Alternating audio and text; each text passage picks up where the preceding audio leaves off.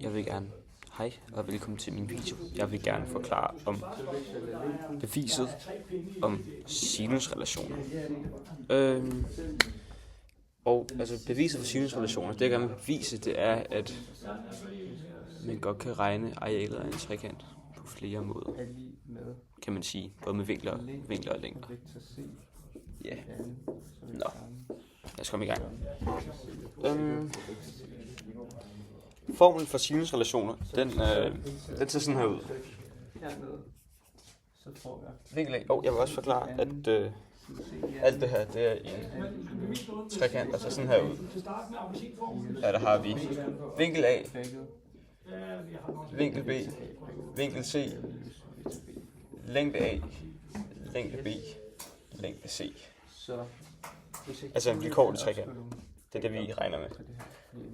Men formen ser sådan her ud. A over sinus til vinkel A, det er det samme som længde B over sinus til vinkel B, som er det samme som længde C over sinus til vinkel C.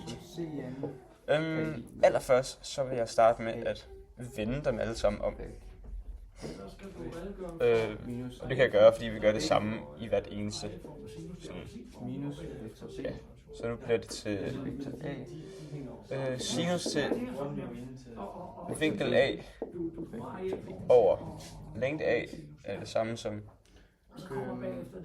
sinus til vinkel B over længde B er det samme som sinus til længde C over længde C.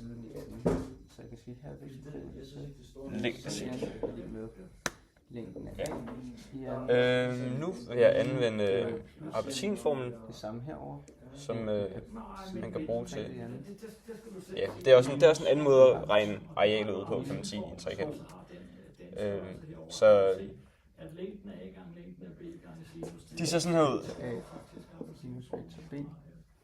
Ser vi. Så har vi det her.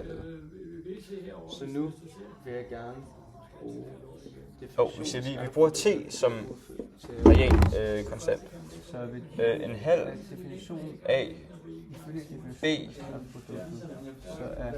gange sinus til længde c, og det gør vi så med alle dem her. Så ser vi t som arealer er det samme som en halv vinklen mellem de to vektorer.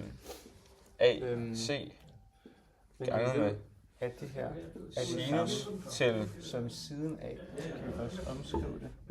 Vinkel B Til så er det den sidste her. Med siden af siden B. Det samme som C. BC Og der er gange til A med sinus B til vinkel A. Jeg vil gerne have fjernet alle de her halve. Det gider jeg ikke regne med. Så derfor så vil jeg have gange med 2. Og det gør vi så. Det var fordi det er noget værd at regne med. Så siger vi. Ja, så bliver det jo faktisk bare til 1 AB gange sinus til C. Så det kan vi bare skrive AB gange sinus til C. Er det samme som, så ser vi bare, at det igen, det er 1 AC gange 1 sinus til B, så kan vi bare skrive AC gange med sinus til B. Og det gør vi også med den sidste her. T er det samme som, vi skal på, at T, det er arealet af trekanten. Så siger vi BC gange med sinus til vinkel A. Mega fedt. Nu har vi en masse forskellige ligninger her. Og det vil vi gerne regne ud. Og jeg tror, at måden vi gør det på, det er, at vi tager alle de her ganger herover og dividerer dem på den anden side her. Og så bliver det jo til. Så bliver det jo til sådan her. Så siger vi A, B, C, det er den med T. Og jeg vil gerne rigtig... Ja, så bliver det til den første, det bliver til...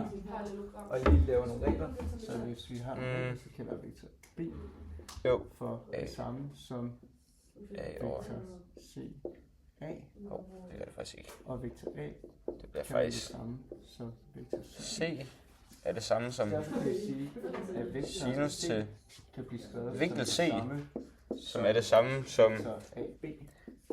B Men det er jo også over så det samme, så hvis jeg indsætter nogle sinus til vinkel B er det samme som så er det C det samme over som vektoren CB minus sinus. AB. Det er forkert. Det er A Vektor CA over sinus til vinkel A. herfra.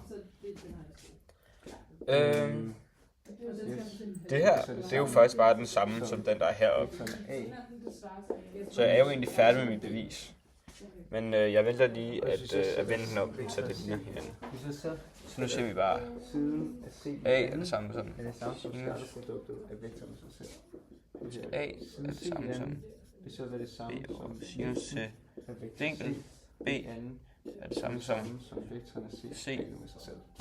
Længde C over sinus til vinkel C.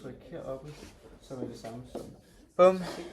Bum. får vi Jeg er færdig med mit bevis, er det samme og det er fordi, at det her er det samme som det der. vektor A minus vektor Tak B. for det.